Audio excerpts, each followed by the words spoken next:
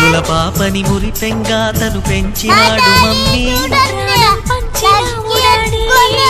కోరినవన్నీ కాదనకిచ్చే దేవుడు తను మమ్మీ పిల్లల ఆశని వమ్ము చేయని పెద్ద మనసు తనది ఎంతో మంచి మనసు తనది గురువు దైవం నేస్తం సర్వం అతడే నాకు డాడీ అంతటి మనిషికి అల్లుడినవటం నువ్వు మెచ్చినా నీకు నచ్చిన యువకుడే అల్లుడు బేబీ నీ మదిలో ఉన్నవాడే మాకు నచ్చేనమ్మా బాబు సుముహూర్తం చూసినా బేబీ